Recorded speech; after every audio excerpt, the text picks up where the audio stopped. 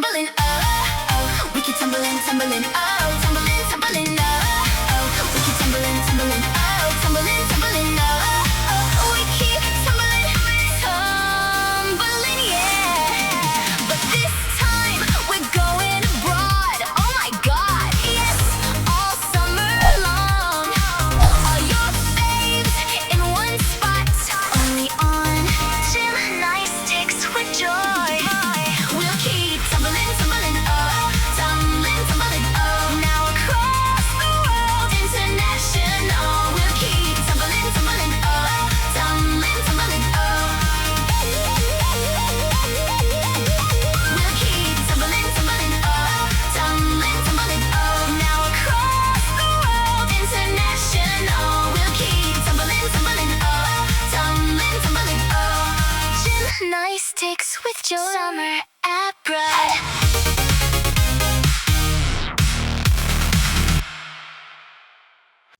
Hello, and welcome to Gymnastics with Joy, the podcast that flips your perspective on gymnastics, where every athlete has a story and we're here to tell it. I'm Joy, and today I am joined by a bars queen, a swing icon, a release innovator, a world silver medalist, a European champion, a Commonwealth Games champion, and one of the most enduring and inspiring uneven bar specialists the world has ever seen. I can't believe she's here, but she is. Please welcome the one and only Becky Downie. Thank you so much. That was quite an intro. You deserve it. Come on. You've listened to all those accolades. You deserve a hype intro. So, how are Thanks. you doing today? Did you have training? I've actually been off today. Okay. We're a week after British Champs, and it's just been I think normally I'd be straight back in working, and I have done some work this week, but more just a bit of a week of reflection. Like it's been a year to say the least. Yeah. Um, but yeah, just taking some time. And I think that's one thing I'm trying to respect and appreciate a bit more as I get older in my career is just it's okay to stop a bit. Like that's cool. Yeah, it is. And especially you crushed it at British Championships. That was incredible. Smashed it out of the park. So you deserve a little break. Absolutely. Thank you. Yeah. So I really want to start from the beginning because I always like to ask people kind of their gymnastics origin story. But you've been a part of elite gymnastics for nearly 2 decades. When you look back at young Becky in Nottingham, what first pulled you toward gymnastics? What is your origin story? How old were you? All of that. So I started gymnastics when I was 7, which I think back then might be classed as a bit late for an elite, Mhm. but purely got into it through a friend at school, always doing tricks in the playground. And apparently, I just begged my parents to take me. And my dad was a bit sporty, like football and cricket, but not super high level. And honestly, my family had no idea what elite gymnastics was. I'm not sure if they did, they'd have ever put me in it, if I'm being honest. But I went from doing 2 to 3 sessions a week that were just a few hours to by the time I was 9, 10 years old, 25 to 30 hours a week. And yeah, it's been my life ever since. Yeah, wow. And before gymnastics, explored dance. Yeah. Yeah. So do you think that background has helped shape your style and your artistry in the gym? Not so much. I think I've actually got a much nicer style as I've got older. Actually, when I look back on my younger videos, my dancing was poor. But I think just looking at I think as social media and media came in more, you obviously got the access to other countries, what they're doing, like looking at just how they move and the gymnasts that I really like and aspired to be like internationally. I think that's just helped me mature and grow as an athlete in the sport as well in that way. Yeah. And you're a very elegant gymnast. Like you have power, but you're also very elegant. And I think that's a really nice combination. And it's a rare combination. And so that's one reason why you're one of my favorite gymnasts. And Thank you. I've been watching you. I mean, I'm 35, so we're close to the same age. So we've Yeah. kind of grown up together on opposite sides of the world, across the pond. And so you've been a huge inspiration for me. To be honest with you, you're one of my heroes. The fact, yeah, Thank I you. mean it. Yeah, the fact that I mean, you've been so inspiring. I watched you in Beijing and I've watched you ever since. And you are an innovator. You are an incredible example of what it means to persevere and never give up. And that is inspiring. And it's inspiring. It was inspiring to watch you in Paris as a, 30, I was 33 at the time, 33-year-old woman, um, watching a woman in her 30s compete at the highest level. It was absolutely insane and so inspiring. So I wanted to thank you first and foremost for all that you're doing for our sport. Oh, thank you so much. I think I forget how much I've done sometimes, and like looking back, like there will be a moment when I retire, hopefully not just yet, but to really like celebrate all of that. And I think this cycle for me is really about celebrating all those milestones because there are some really incredible numbers, and Yeah. yeah, it's exciting. And to be able to kind of be the established athlete I am now, I never really thought I could achieve that when I first started. Yeah. Did you ever imagine that you would be in your 30s still competing? Oh no, No. no. Yeah.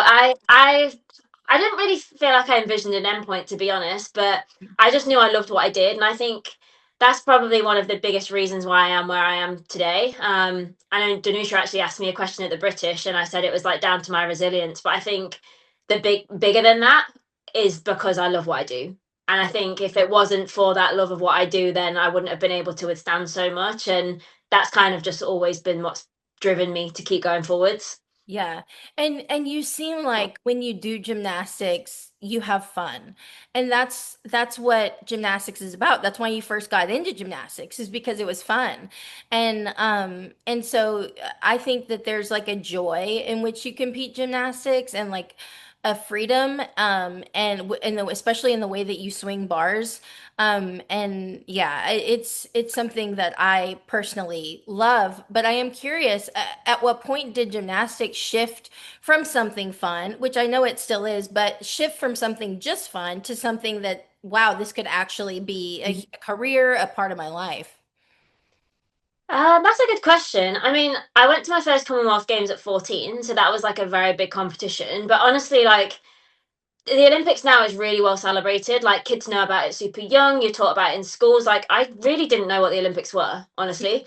Yeah, But not too far from Beijing. And then when it kind of came up, it was like, oh, I could maybe go. And yeah, even through Beijing, I had no idea how that event was at. And like looking back now, I remember making the all around final. I made history in the all around final. I don't think it registered probably until like Rio, what I'd actually really done, yeah. um, which is just crazy. But yeah, now it's like I think I just cherish the moment so much more. Like what I achieved when I was younger, I think it was kind of just went over my head a little bit. But yeah, it is crazy looking back at it all. Yeah, I hear that from a lot of athletes that like the older you get, I remember hearing media from Sinisa Lee and Simone saying that in Paris they were able to take in so much more than they took in when they were younger and really appreciate the moments more, and that they encouraged the younger athletes on the team to really soak it all in because it sometimes it is a blur when you're younger. And so it with age it gives perspective and gratitude for where you are, and it sounds like that's where you are in your life. Yeah, massively. Even just down to like going abroad. Like my first Commonwealth, I went to Australia for a month. I would love that now. Like I Yeah, did not appreciate the free trip to Australia for that yeah, amount of time. yeah, Especially knowing how expensive it is to travel and to do all the different things. And yeah, it's really I remember growing up and in the sport, everyone was like, "Oh, well, experience is really valuable." I'm like, "What do you even mean by that?" But like now, I'm at that point where I'm like, I absolutely know what you mean by that. And as my career's gone on, I'd probably say till about Rio time. Like I'd say that was when the sport really changed for me. Like I really understood it. I mm, don't think I actually properly understood gymnastics truthfully until just before Rio. yeah, So it's been really exciting to kind of do gymnastics with a better understanding. I think we are teaching that to younger gymnasts more now because the sport has grown and the tips and tricks I think that took me 3, 4 cycles to learn, yeah. we have those tools and we're teaching them to younger athletes. So that is exciting to hopefully see the sport continue to move forward and grow that way. But yeah, I think now it's just an honor to be able to say I'm still here. And there's days when I'm like, oh, you are getting old. There's life to do as well, but I want to cherish the time that I have left. Yeah. And you are such an inspiration to young athletes, seeing like, hey, there is longevity in the sport. And so I'm curious, who were the gymnasts that you admired, and looked up to when you were growing up in the sport? I wouldn't say in Great Britain too many. I would say it was more international, but my favorite, I'd say my favorite few that burst on the scene. I remember watching the my first Olympics. Watching it was 2004 and Mhm. seeing Carly win. So Yeah. that was kind of opening up my eyes to like really big gymnastics and like the Americans really. And Mhm. then it was everything Nasty and Sean like on that lead up to Beijing, and they were like my era. I think Sean is like. I don't know if there's a year difference, but like our birthdays were super close. We might even have been the same year. So that was really exciting. And then going forwards, I'd probably say my all-time favorite is Alia Mustafina. Yeah. Her style is just unbelievable. Like it was incredible being able to be in her era of seeing her train in the training gyms and then how she could transform that onto the competition floor. And yeah, there's a lot of gymnasts that I admire, but Mustafina I'd say would be my number one. I really miss the Ali Raisman days. Like I Yeah. forget how lucky I was to be in such an era of gymnastics Yeah. because the sport has changed Yeah. so in many ways for good, but also like the level of gymnastics that we were kind of exposed to from London to Rio was pretty insane. And I Yeah. don't think we've obviously had Simone, who is a bit of an anomaly in that, but Yeah. yeah, there was some incredible stuff that was being put out there. Yeah, and you've been a part of that. I mean, so many cycles, and that has to be incredible to have witnessed, like all of that you've grown up with, really. But you are a part of the icons that are still around, you know? And that has to be really special because you debuted internationally very young, like we were talking about. Um, what was the biggest learning curve moving from junior talent to senior international competition? Um, well, I wouldn't really say I did much junior work as a junior because I was thrown into senior comp. So, like I said, my first Yeah, Commonwealth was only 14, and I was doing the math the other day. I was only a first year junior as yeah, well for that, which is insane. And my birthday's end of January, and I remember those Commonwealths being around the March, April time. yeah, So I was a real youngster then. And yeah, then I did Worlds the year after as a junior also because you were eligible at that time to do it pre-Olympics. So to say that I did two big major senior internationals literally by two junior years. I kind of missed junior stage to yeah. be honest. That's true. Yeah, Um, so yeah, it's I don't know, things are similar when you go to competitions now, but then different. And I think it took a while to learn that like every setup is like the same. You kind of Commonwealth exposed me to that back gym training gym experience, then being on a podium, and every major is actually the same. It's yeah, different atmosphere, but actually in that respect, like as you move forward, you're like, oh, same drill, bus, hotel, back gyms, competition hall. Um, yeah. but yeah, it's been crazy how early it started. But in some ways, I think it kind of helped carry me through. And I guess by Beijing, like it wasn't new to me then, Yeah. in terms of that type of setup. So that was definitely helpful, I think. Yeah. And I would say that I mean, because, we said you competed at the 2008 Olympics and you competed in Paris as well in 2024. That kind of longevity in gymnastics is incredibly rare. And I'm curious what has allowed you to keep evolving with the sport because the code's always changing. And I mean, that's impressive, like, especially your work on bars to have been able to adjust to so many different codes and so many different scoring, ways of scoring. I mean, how have you been able to evolve with that so seamlessly? Um, I think I was taught a really good foundation as a gymnast young. So I'd say like my technical work was good. And I think for me, I think what's kind of been unique about it as I've got older is I've always been a pair of eyes and ears in the gym. Like I really want to coach, and I have the most unusual setup where I've pretty much coached myself for like the last 10 years. And Wow. when I first started doing it, there was a lot of grey area because like it was athletes were so coach led. It Yeah. was like I got to a point where I was able to do it at my home club, but then when I get into national environments, I was challenged on everything.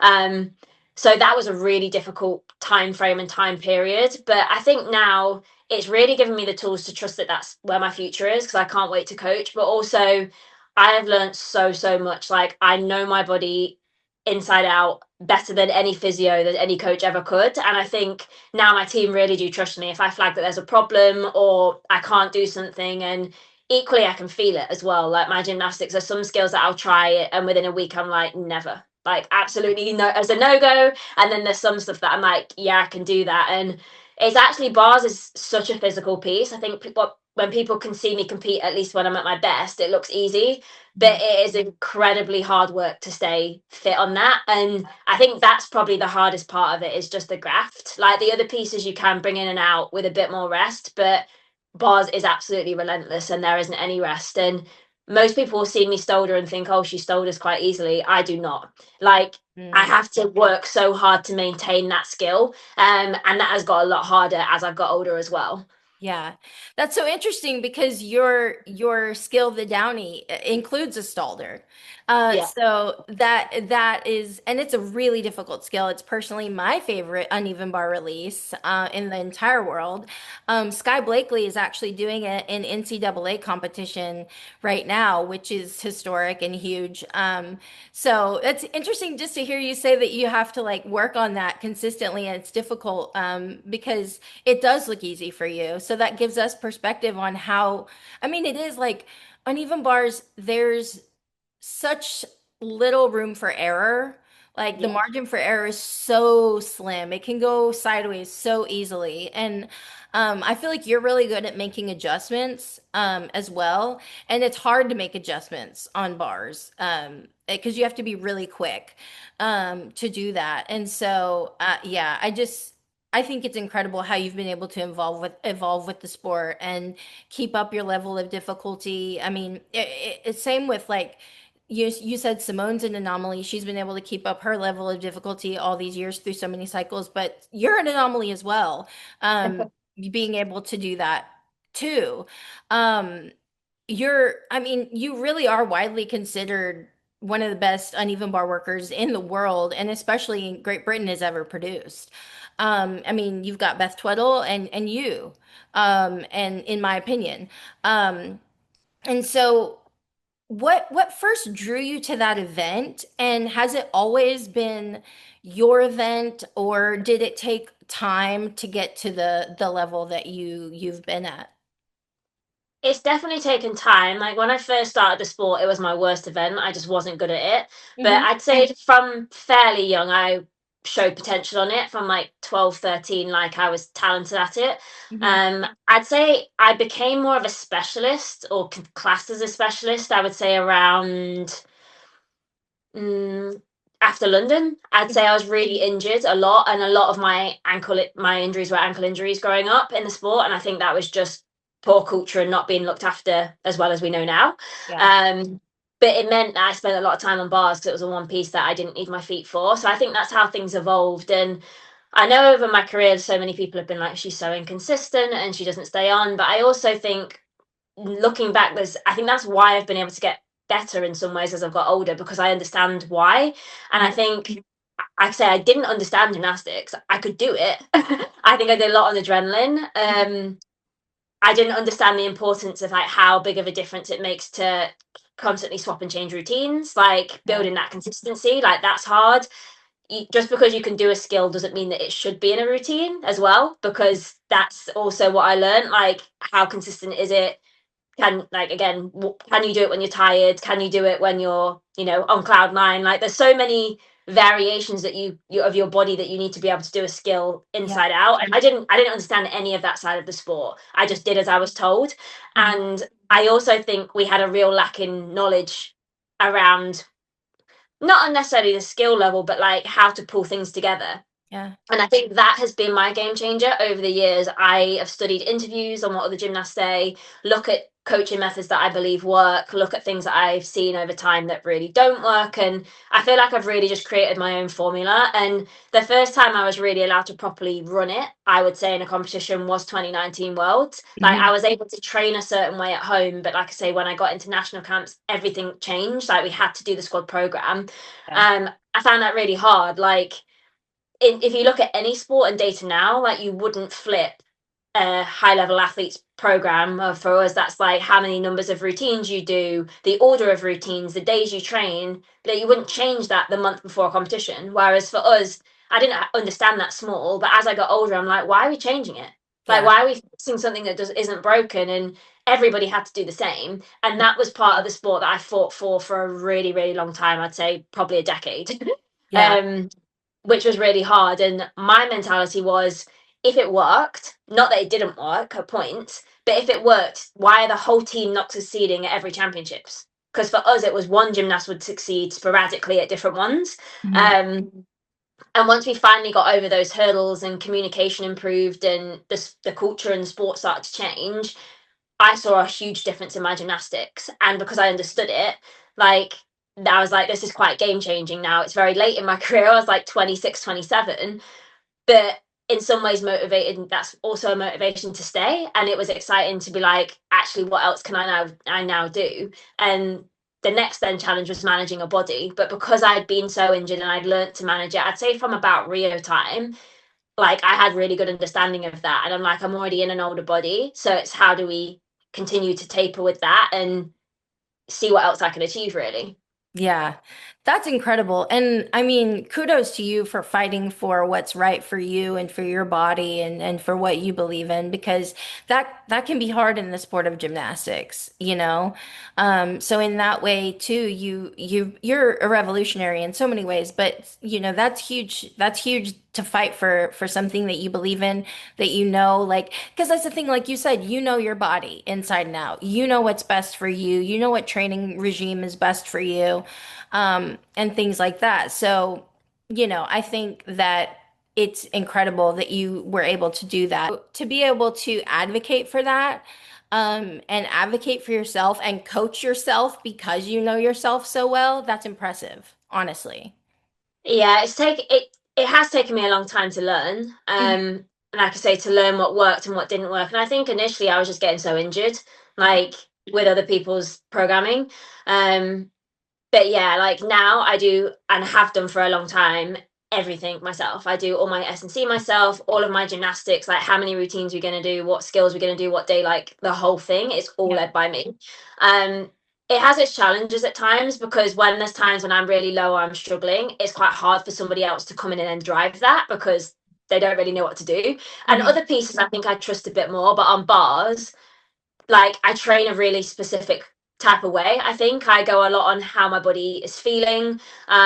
I'm very good now at working through routines when I'm tired, like what I worked through to Paris. I don't know how I did what I did. So yeah, I know how. I think my level of being able to push is very high. Um, and that was a problem for a long time, like nobody telling me to stop. Yeah. Which I've had to learn again as I've got older. Like I'm better, I'm still probably not a strength of mine, but learning to take the rest. And I've definitely respected that more since Paris. um yeah, it's been a phenomenal journey, I guess, and of like learning. And like I say, it is very rare in any sport for an athlete to do it to that level, Yeah. but it has given me the confidence that I can hopefully go on to teach it. Yeah, absolutely. And bars requires a very specific rhythm and spatial awareness and so many different things. What does that event feel like to you? Because I've always wanted to ask a really great bar swinger this question. What does it feel like to you when everything in a bar routine clicks?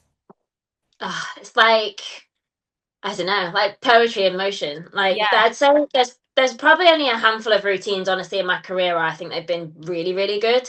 And they've been much later in my career. I think again, as I've understood bars more. And I'd say the first one, I'd probably say there's two of the best ones. And one I'd say was Europeans 2024 qualification. Like everything was like the smoothest it just could have been. And then the second one, I'd probably just say British Champs. I think it was one of the best executed routines I've ever done. It was And incredible.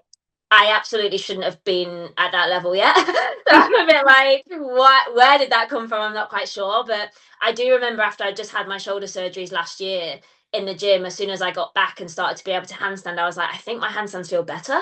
Like Mhm. they feel different. And I actually think it really showed on that video. And even to myself, I was pretty shocked. Yeah. Um, and then I'd say another routine was probably my 2019 World's Team Final was Hmm. pretty smooth, and then the team final in Paris. But there's Yeah. still, I still look at the routine at the team final in Paris, and I'm like, there's a few short handstands, and things a little bit off. Like it had such a high difficulty, like, I mean, it was fairly clean, but yeah, it's still, I still wouldn't look at it in execution and be like that one was the best. But it carried a lot of weight for the meaning and what I actually managed to do. I mean, it was a 6-7 difficulty and really hard. And you got like a 14,933, which was one of the highest scores, one of the like two highest scores in the entire team final. So I mean, I think your Paris routine is phenomenal. And yeah, I wanted to ask because that I was curious about that because yeah, I mean, it just seems like when everything clicks that it's just like it looks so effortless. And I agree, your handstands have gotten better. I was watching, I keep up with you on social media, and I was watching your posts about you were just posted just handstands the other day. It was maybe like a couple weeks ago, and they looked so good. And I was watching British Championships, and I I was blown away. I really was, and it wasn't even your full difficulty, you know? Yeah, it's quite crazy. I mean, my handstands definitely improved, and there was a shift after COVID because we had a junior national coach in that then started working with the senior program, Mhm. and we were looking at like how do we basically catch Sunny and Nina for Tokyo. That was like where we were at, and I'm like, I Yeah. can't add more into this routine. Like, I'm struggling to reconstruct again. Like, what we're gonna do, and handstands was an area of improvement, and I'd always been taught to do bars where your hands just hook around like this, and Hmm. he was like, all the good bar workers, or a lot of good bar workers, go here. Hmm. Now if you're thinking of how you grip, like how can you grip from there to there, you've got so much better control when you've got your Yeah. thumbs and you can use the whole hand. And I was like, makes a lot of sense, but Yeah. I've never swung bars like that. Yeah. So I changed the whole construction of how I did bars to learn to get my thumbs out. Now I Yeah. only do it for my handstands, and then I get them back in, and I've got quite big hands, so it was, I didn't just glide around the bar to be able to do that. I had to learn like somehow to shift. I think when you look at my routines, I actually hop a bit, and that's like to get my thumbs back. Hmm. And we had the time over COVID because we'd had the obviously the year delay. Yeah. That was a game changer, I think, for me on bars. But something like I'd say I'd never done early parts of my career. And yeah, I think the shoulder surgeries this past year has made a difference to the line, and like I say, instantly I felt a difference when I got in the gym. I just thought they looked better, and I don't know what about it was.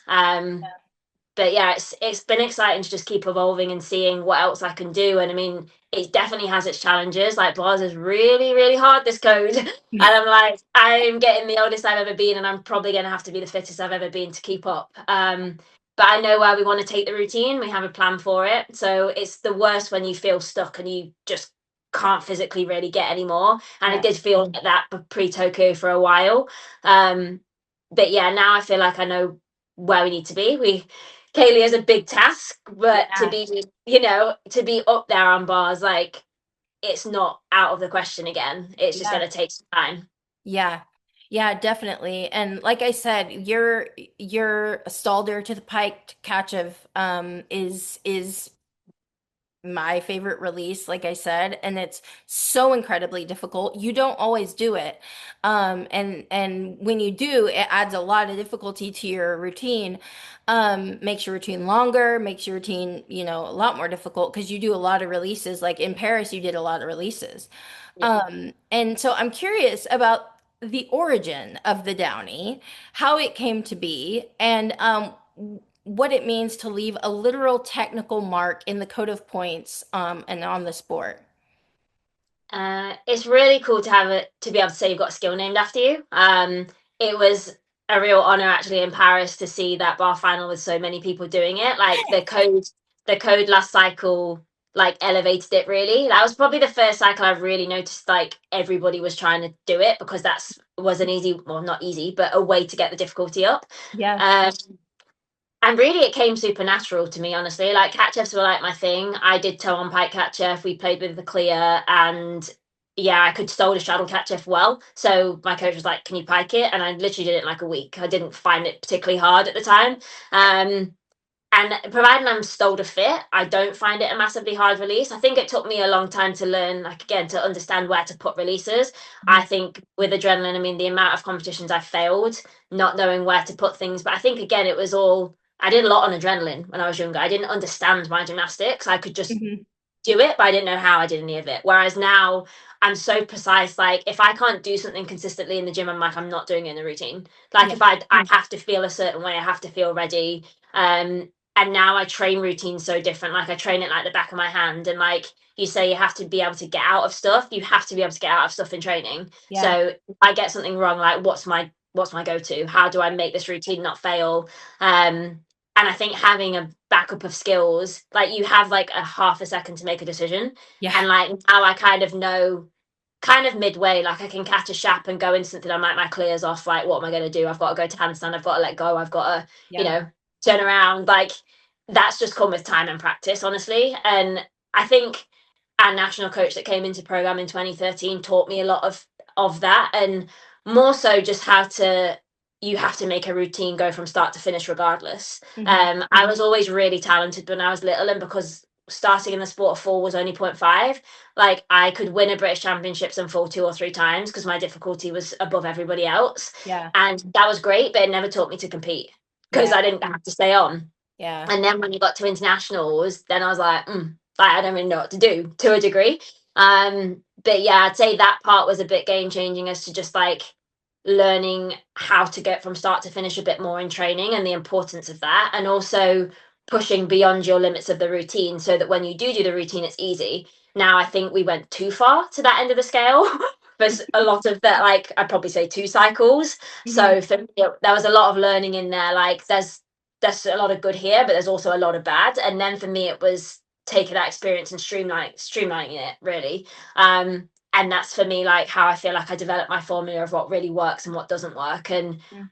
combining that with just age, experience, knowing my body more. And also I think that's when I learned a lot from interviews. Like I watched quite a lot of the Americans and they were all like, we have keywords, and I'm like, never been told that, Mm. literally never, and kind of then created my own. And being instantly transformed, I'm like, oh, like Yeah. maybe this actually works. And then to me, I'm like, well, if you're not actually thinking about what you're doing, how are you supposed to do something, consistently every time if you don't know what you're doing? Yeah. So Yeah. I think, like, yeah, and that's for me. I'm like, there's so many parts of the sport now that like I just wish I'd known when I was younger. Yeah. But it's so exciting to like have an adult brain and know all of this now. And like I said, yeah, just can't wait to teach it eventually. Yeah. Yeah. And I hear this from a lot of athletes, some that I've interviewed, some that I just see on interviews from other podcasts or TV's episodes or shows. But the older that athletes get, I feel like you gain a perspective and your gymnastics gets better. Like I feel like especially on beam in particular, I feel like the older athletes get, there's like a maturity and a ground, like you're more grounded or something on beam. I don't know what that, I mean, I guess it's attributed to a number of things, but I feel like I've seen that with you in all of your events, really. The maturity and it's cool to hear you say that you like do research, and you want to keep learning and you want to keep. That's why you've been able to evolve with the sport, honestly. Um, and then I want to talk about the 2014 Commonwealth Games. Where you won gold on uneven bars. Um, what did that moment mean to you representing England on that stage? Yeah. Um, it was really special actually, and funnily enough, I was really struggling with bars before that championships. Like Mm. I couldn't stay on the bar at all, and like I think I had a bit of a mental. I don't know if it's because I did so well at the Euros before. I don't know, but like every time I put my arm up to show, I would fail, and I was like, I cannot do bars. And then like I just like kind of forgot how to do it. And it was like a pressure thing, I think, but I'm not really sure how we then navigated the prep for it. But to pull it together how I did, like that was really special to be able to have it come together. And I think that year was like probably a year of when bars started to be the routines at their biggest and longest. Like those cycle routines were really goddamn long. Yeah. And it's nice that they've been able to get shorter. Like I think that helped me actually as well. Like Beijing era going through, like bars was really long, and then having the fitness for that, for it to get smaller was definitely an asset, I think. But yeah, I think always just an honour. Commonwealth is a really fun one, and like the first one I experienced it, but didn't like, again understand the competition, understand the game that much. It was just I'm there and I'm in Australia and I'm having a great time. Mm. But being able to like challenge and have better understanding around it was really cool, and we had such a fun team as well. Yeah. And then 2015 World Championships was historic for Great Britain as well. You all as a team won the team bronze, and you did it with your sister Ellie, which I know was probably so special. What stands out from that competition? Because you were competing with some really incredible athletes and really incredible teams. Yeah, that competition, again, a funny prep. I'd probably had the most successful prep camp I'd ever had, but we overdid it. Mm, So we had a 5 week World Camp, I think, that year, off the back of trials and stuff. And I know that I was spiraling down as we were leaving. Like that week before, I was like, I'm struggling to put things together. mhm, And I'd never really reached a point of like over peak before. And mhm, it was like we were trying to do some damage control, honestly, out there. And podium was rough. It was actually the first championships where gymnastics was getting fancier in terms of like lights. Judges were out in like weird places. Like I remember the whole team did podium and we were a mess. And we went into the back gym. Like, it wasn't that bad, but there was more mistakes than normal. And I remember the coach being like, what was that? And I'm like, you have to appreciate we're in the dark with a spotlight, and we've never been in the dark before. Like, beam had a shadow, so there was like a line on the floor and the beam. It was just really bizarre for us because yeah. we'd never ever like that wasn't what gymnastics was, Yeah. and it was Now cool that it's it made it more normal, show. but Yeah, but it was like the first time, and that was really strange because like Ellie doesn't fall on vaults and she over rotated, and they were like, "You don't fall on vaults," and Ellie was like, "Well, I don't vault in the dark." Like that's simple, basically. And they yeah. were like, "We actually never thought of it like that." And then I remember we went to go and watch some of the other subdivisions just to get adjusted to like the lights in the arena. It was so strange the judges not being there with you, Right there. like they were in the crowd somewhere. That was strange. Um, but it was an amazing, again, we had such a fun group. We were such a tight unit because of like the long camps that we'd done before, and everybody had worked so hard, so like everybody was prepared, other than I'd say myself on bars, where I felt like I was on a downward spiral. And podium showed that, qualification showed that, and I was disappointed. But then there was a discussion before the team final. They were like, right, what do we need from you? And I was like, I cannot give you that bar routine. I know I can't. Like, I'm scared of the first release. The release in the middle is off. Like, everything's just like, no. So they were like, right, like, what can you do? And then we worked together, we downscaled it. And literally, we had 2 days to throw it together. I mean, it was a simplified routine, but it was a change of routine. And I never would do a full routine for me, usually in the 30-second touch. But like, that was my chance to do it in the arena. And like, it was a big comp. So Yeah. it was like do or die. And I remember Ellie going up first. Like Ellie didn't want to do bars, and the coaches were like, "We trust you. We want to put you on." And she was like, "No, I'm going to fall." And then she went and straight first one, first piece, and maybe she was second. No, I think she was first. Yeah, she was first. Yeah, and then she fell, and I was like, we kind of half expected that, and I was like, right, she was really upset, and I'm like, it's fine. Like, I Yeah. think it was one of those where it's like we were such a good team, we all rallied together, and then to do what we did, kind of on beam, go 3 for 3, and as much as it was incredible we got a bronze, we did know that Russia fell 4 times. So they gave us a bit of an open ticket, but we could see them falling on beam, just like some of the falls looked like they weren't giving 100% to like fight. And I Yeah. think for us as a team, we've always been so good at fighting. Like there's some falls for Great Britain at times where it's like they definitely should have, and like we can find a way.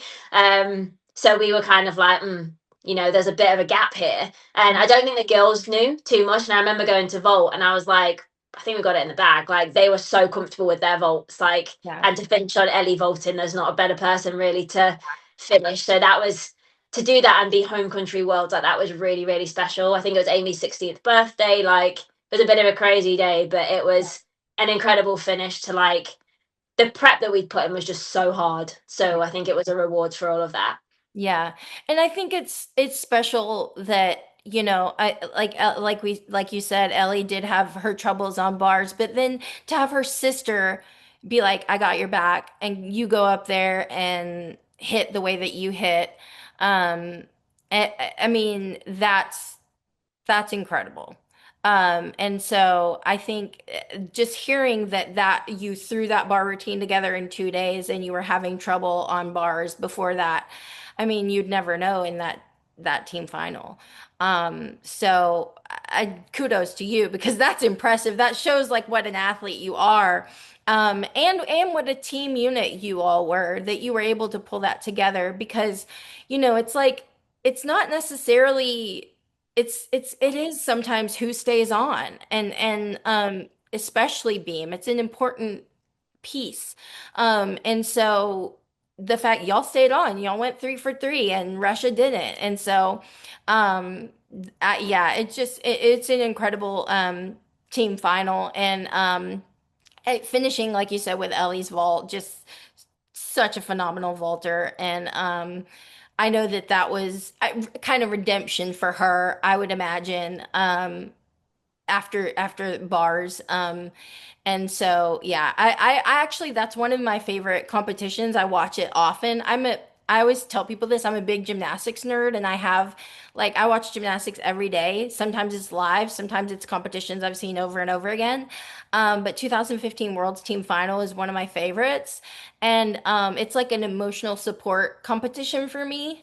And I always feel so much joy watching it and seeing you all be so happy and knowing like the history that you made and yeah, it's really cool.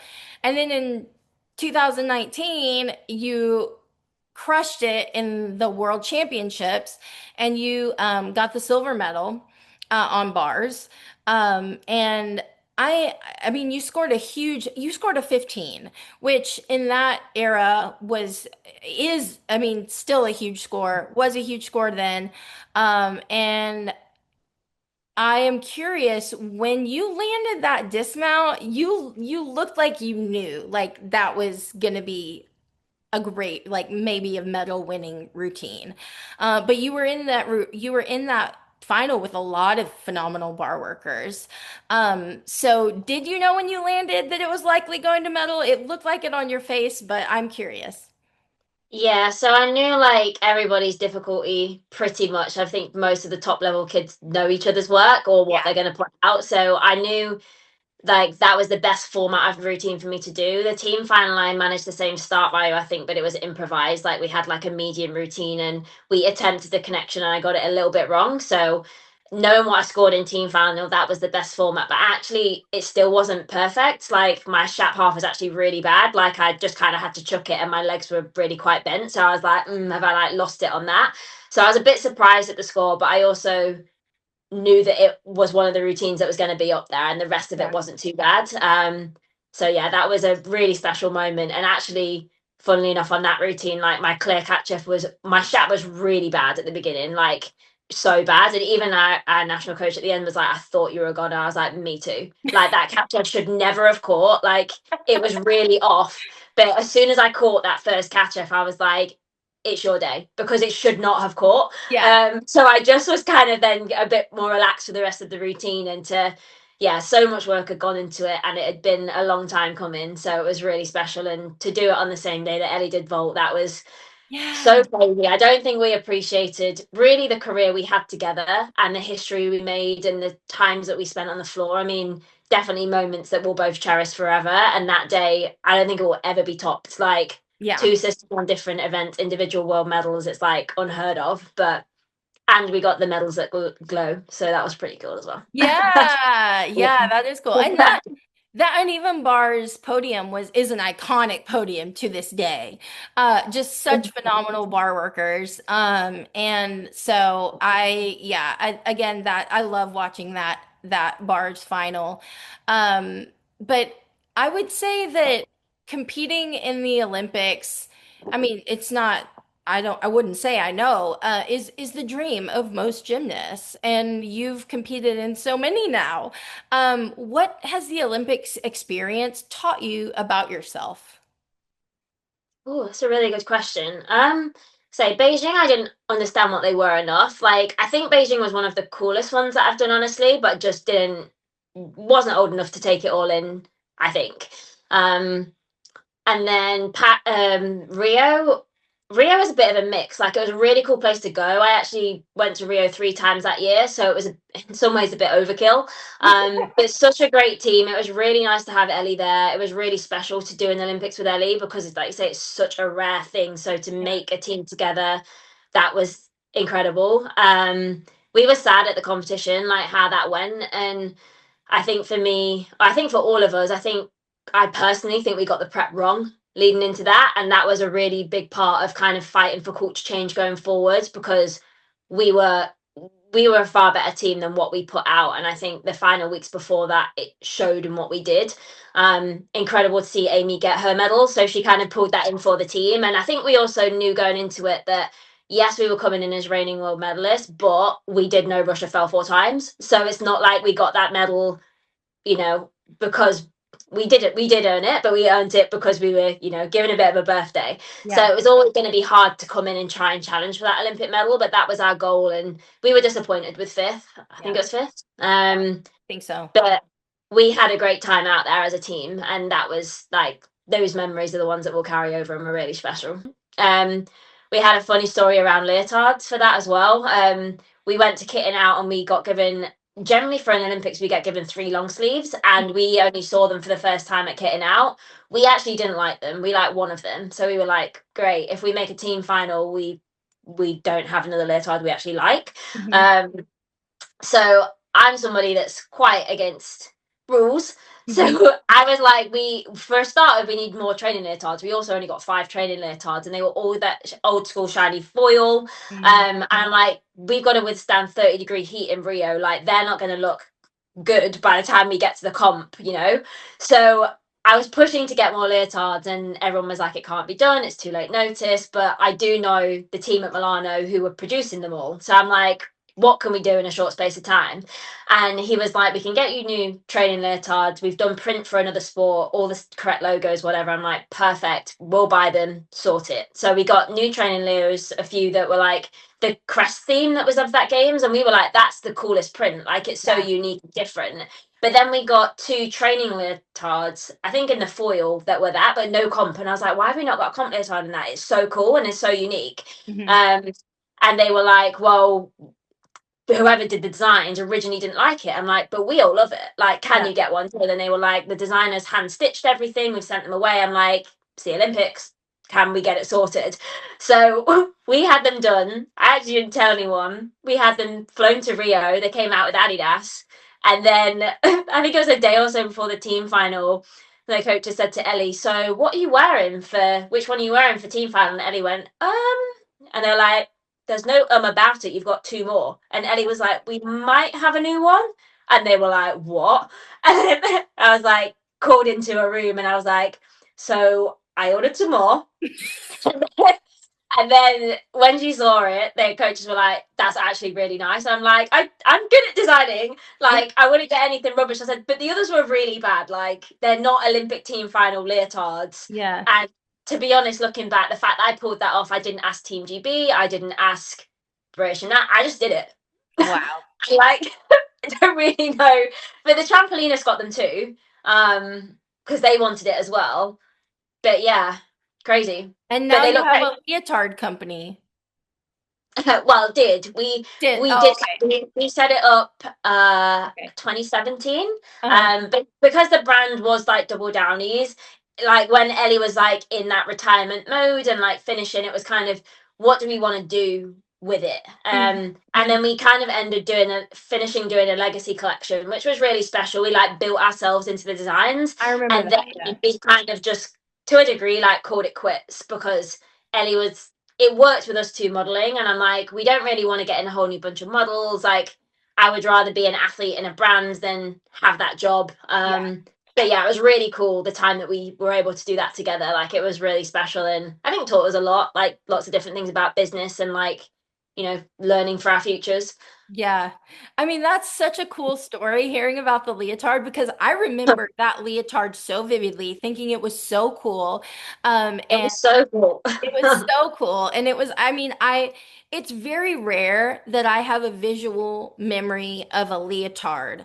Um, from like I remember a lot of the American ones because I'm American, but like it's Yeah. very rare that I remember a leotard from another country, and that one's burned into my memory because it was so cool. So that is amazing hearing that story. I love that. That's incredible. Wow. And again, you pushing for what you knew, what you believed in, and what you wanted, and advocating. That, I mean, that is huge. That's so cool. Thanks. Yeah. Yeah, there's quite a few rules that I'm kind of like, but we're the ones that have to compete. Like, Yeah. I know it needs to have specific logos on it. It has to be like, you know, approved. But all the designs were approved. I'm like, if it was approved as a short, then what's the difference if he's got an arm on it? That Yeah. was my so Yeah. I agree. I agree. I mean, it was perfect. So you did a great job. I do want to talk about the 2024 Paris Olympics because that was that was a huge moment. You coming back and I mean, like I said, watching you in your 30s compete as a 30-something-year-old was incredibly inspiring to me. Ellie Black, also very inspiring to me. So many of you athletes that have stayed in the sport for so long. And I know that the result in the team final wasn't exactly what y'all wanted. I know you were point 0.2 away from that bronze medal, but you should, and I know fourth is like a tough place to finish, but to qualify in seventh and have like not your best day in qualifications. I know y'all had some like rough spots in qualifications, but to come out in team final fighting the way that you did and then get point 0.2 away from the bronze, that's huge. Like that is impressive. yeah, we knew we had a good team. We didn't have our top team because there were so many injuries prior to the games. But I think that actually hurt us a bit because I think gymnastics is kind of on status to a degree, and Mhm. like we didn't come in as a team that everybody thought could do anything, and I do Mhm. think from a judging perspective that hurt us a bit. Mhm. Qualifications, there were mistakes for sure, but we also knew we got the worst subdivision at the crazy o'clock, Yeah. so we knew that we'd be able to pick up for a team final, and it was really just getting through to a team final and what can we do. And it was a really special day. Like, for me, it fell on Josh's birthday, so that was crazy. Like, just everything about it, from the whole day, just felt like magical. Like, we genuinely believed that we were getting that medal when we woke up. And Yeah. but we also know we couldn't have done any more Yeah. than what we did. Like, finishing on beam, that was a hard task. I Yeah. still get back at that beam and I'm like, oh, like I messed it up for the team because I took out my layout because I was like, I have to stay on right now. Like, I need to be as steady as I can. But I'm like, that point 2 was our medal. Like, Yeah. did I make the wrong call? But also, I could have fallen off on the layout. Like, Yeah. so, I don't regret it. But the whole day was magic, and it was a shame that we were point 2 off. But like I say, like, that team, nobody expected us to come and do that, and I think we just really shone, like, everybody for their own events that they did. Like, yeah, it was exciting. Absolutely. Yeah. I mean, it was incredible. And like I said, to qualify seventh and then come in fourth, point 0.2 away from bronze, that's a huge feat in and of itself. And then I mean, just like iconic bar routine to help the team.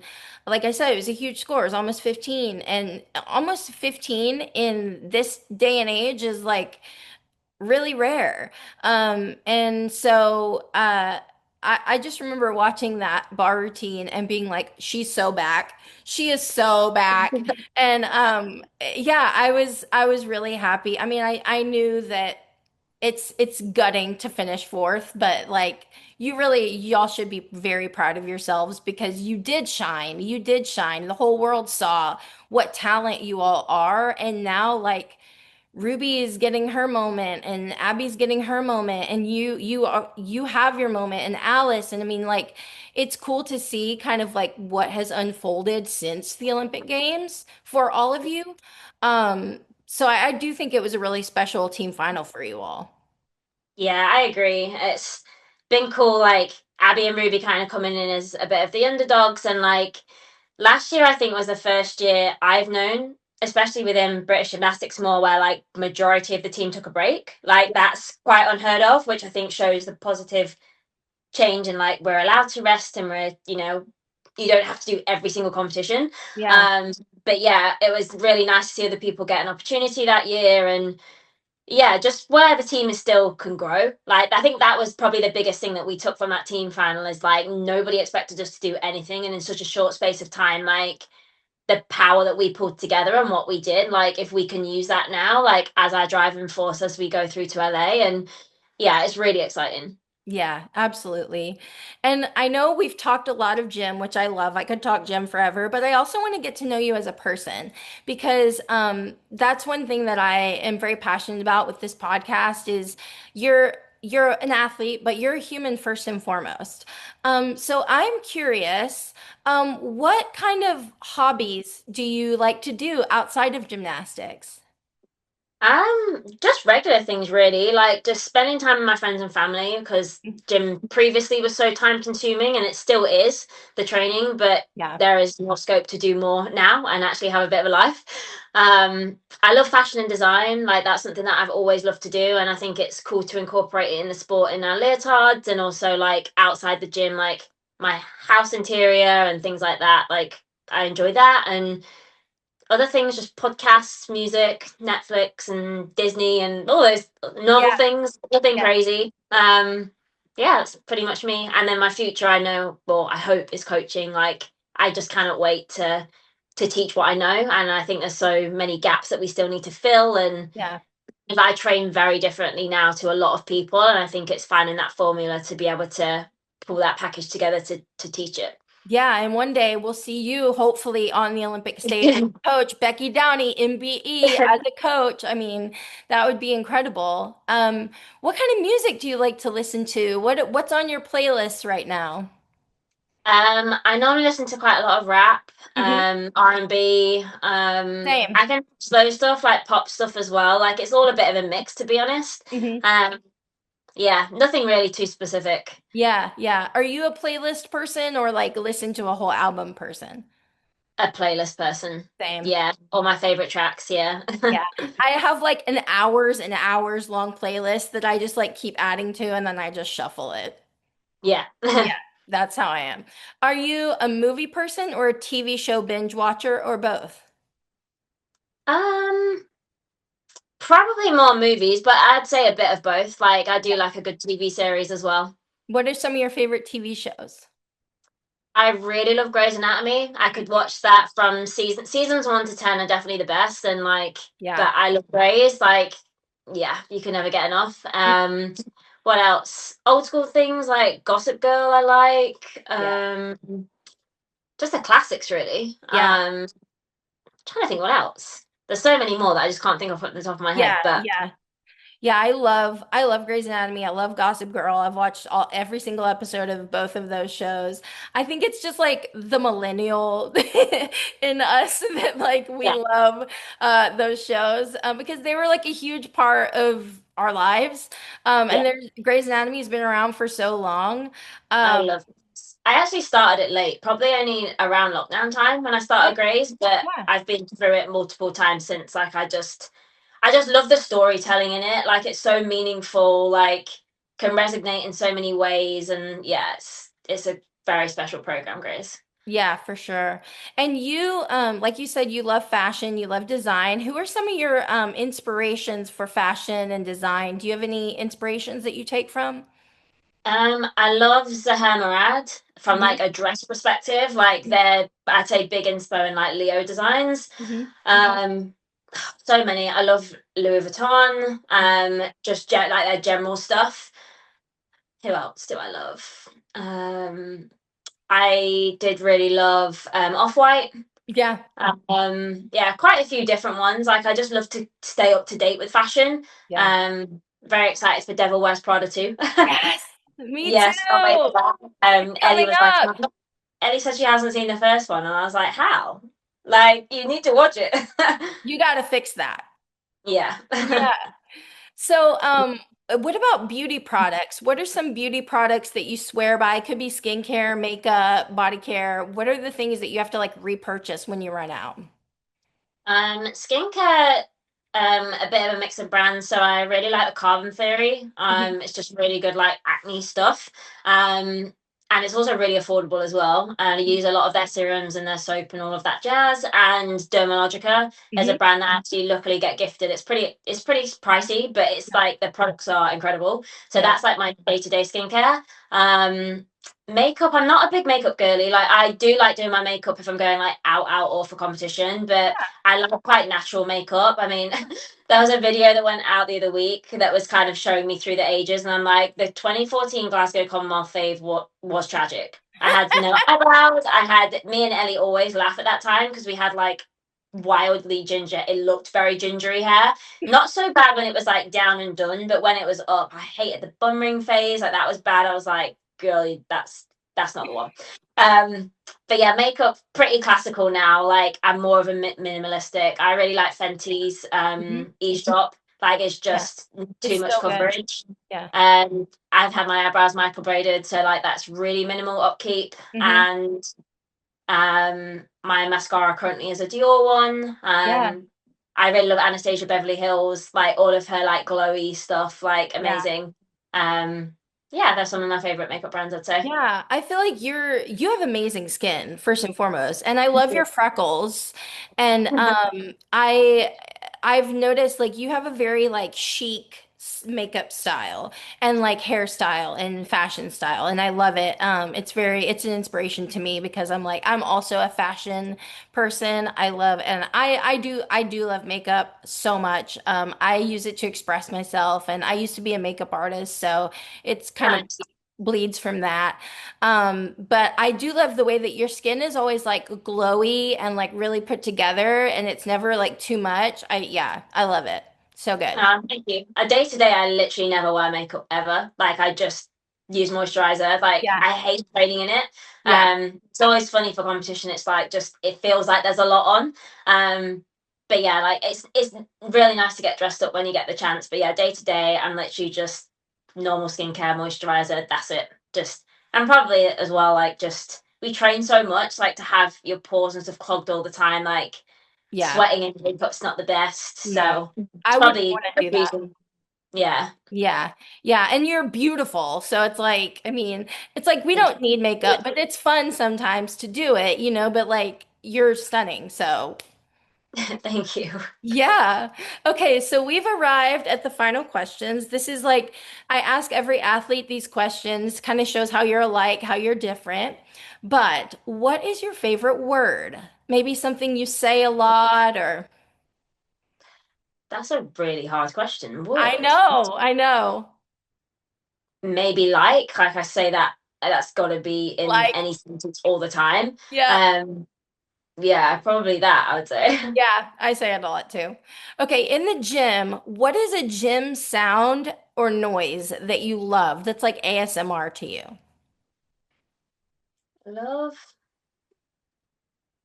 Again, that's a really hard question.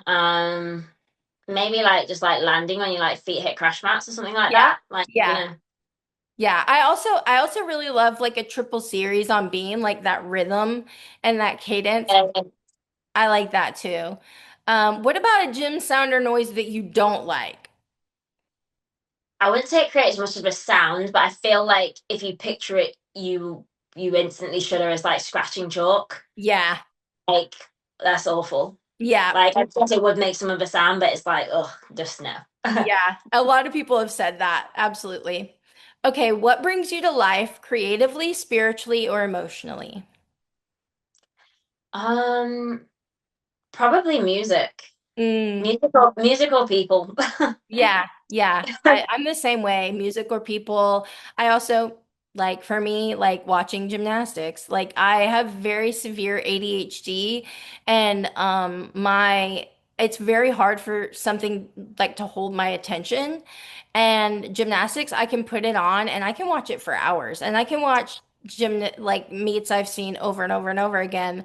And like I'll just sit there enthused, enthralled. And then music and people. Yeah, I can relate to that. Absolutely. Okay. Who are your top four or five gymnasts of all time? That's quite an easy one. So number one is Alia Mustafina. Hmm. I'd probably say two from an icon perspective is Ali Raisman. Hmm. Um, Victoria Komova has to be Yeah, in there, like so good. flawless gymnastics.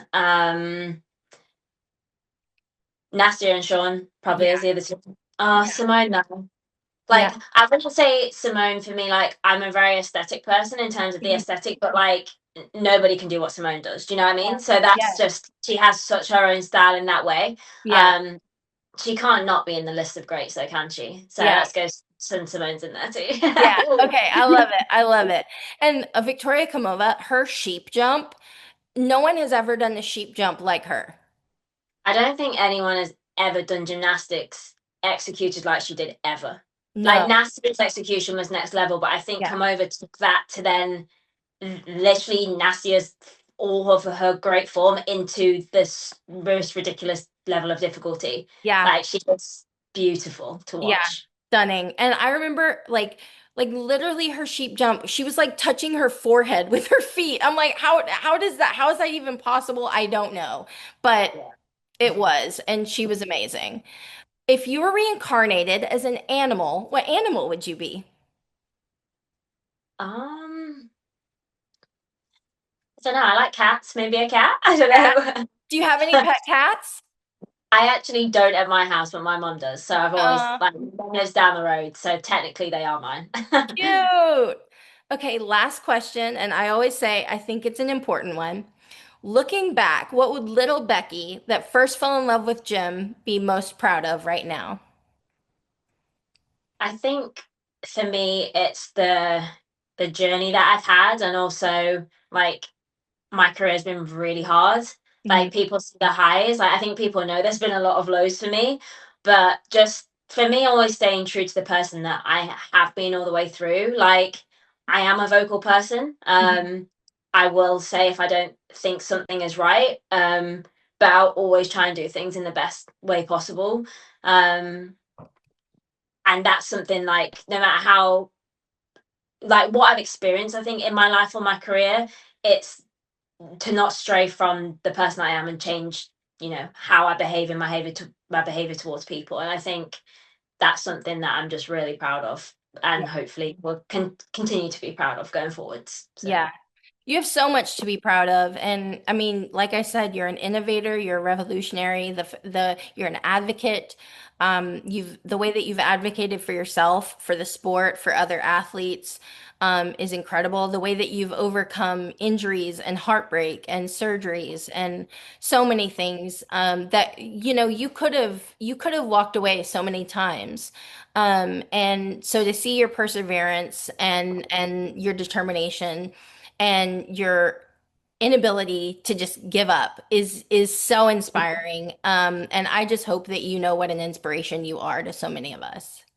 no, thank you so much. I think yeah, there's times when I kind of forget that like the people that do like look up to you and it's been hard. I cannot say that it's been easy. Like Yeah. there's so many points where I'm like, you shouldn't still be here. Yeah. um, but yeah, I think it's cherishing the moments that I do still have left because I do know that I can't do this forever. And I don't think I really said it before Paris. I think I said in interviews that like likely I was done, but like absolutely I will be done if LA I can make that as the end goal. Like that Yeah. is the target. I will not be staying past that moment. Like Yeah. that won't be am I changing my mind? There's an absolute no. Yeah. I was pretty close after Paris to be honest, but for me it was looking at it thinking if I can do what I did and be that good with what I was carrying. Like it was an incredibly hard cycle and years I have in my life I never wish to repeat. then Yeah. if we, remove some of that, like what else could I still do? And I think I didn't think I did think I'd be able to come back and do well, but what I've just done at the British, like for me, looking at what I've done in under really challenging circumstances again in different ways this past year, Yeah. I'm very excited for the next few years now. It's really hopefully going to be a combination of all my experiences. The hardest thing I think will probably be just staying in one piece, but hopefully the surgeries, touch wood, are out of the way. Yeah. But it's really, really exciting. There's a lot more I think I can do. I think bars and floor are going to be more my pieces. Yeah. I will be doing beam, but I find beam actually really challenging as I've got older now, like this older part of my career. Hmm. Uh, but yeah, I think a steady beam to hopefully be on teams and be that backup person. I'm prepared to do the job. It's exciting to see what else can still be done. Yeah. Yeah, yeah. And I know an Olympic medal is like a goal for you on the uneven bars. Is that something that you're working toward? I mean, I know a lot of elements are out of your control and some things are in your control, and it's kind of like whatever happens that day. But is that something that you're working toward? It is, yeah. I think there's two potential opportunities as a team if we can get the right team together. Like you never know in a team final anything can happen. Like Anything. nobody predicts it in Paris, so I think the team is definitely the big push. And like I know bars will be hard because it's hard this cycle. It's evolving and it's getting crazy. But equally, there's the same kind of athletes around. So I'm like, I know what I need to do. Like I've Yeah. got to reconstruct. Yeah, I think it's exciting. I'm highly likely expecting Sunny to come back. And I hope she does. Yeah. Because it will keep me on my toes and like she's going to be a huge bar contender that Yeah. I'm manifesting will be back in 2 years time. Yeah. Obviously Kaylee is like your number one, but Yeah. yeah, it's a very, very hard piece and unfortunately a very physical piece for me to do at 34 now. But Yeah. like I say, we have the plan. I think it's hard when you can't see the vision and you're like, oh, we just can't do any more. Hmm. The skills that I want to do have all been done previously. Hmm. It's now formulating, getting it together, and yeah, that's going to be the graft now. But I'm excited to see where it can go. That's so exciting. I can't wait. Well, thank you so much for coming on my podcast. I really appreciated your generous time and graciousness and your honesty and your vulnerability. I appreciate all of it. Like I said, like you are one of my heroes. I look up to you immensely, and thank you for all you've done for the sport of gymnastics, for women in sport, for athletes in general. It's incredible. And so, yeah, thank you for your time. I really appreciate it. Thank you for having me. But I really am rooting for you. I hope to see you in LA. I hope that's your like last hurrah. I'm rooting for that. That would be a wonderful ending to a phenomenal career. But I know whatever happens, you're going to be incredible at whatever you do in life. And I'm rooting for you all the way. Thank you so much. Yeah. All right. I'll talk to you later. Bye. Bye. Tumbling, tumbling, oh, oh. We keep tumbling, tumbling, oh. Tumbling, tumbling, oh, oh. We keep tumbling, tumbling, oh. Tumbling, tumbling, oh, oh. We keep tumbling, tumbling, yeah. But this time we're going abroad. Oh my God, yes, all summer long. All your faves in one spot, only on gymnastics with joy. We'll keep tumbling, tumbling, oh, tumbling, tumbling, oh. Now across the world, international. We'll keep tumbling, tumbling, oh, tumbling, tumbling, oh. We'll keep tumbling, tumbling, oh, tumbling, tumbling, oh. Now across the world, international. We'll keep tumbling, tumbling, oh, tumbling, tumbling, oh. Gymnastics with joy. Summer abroad.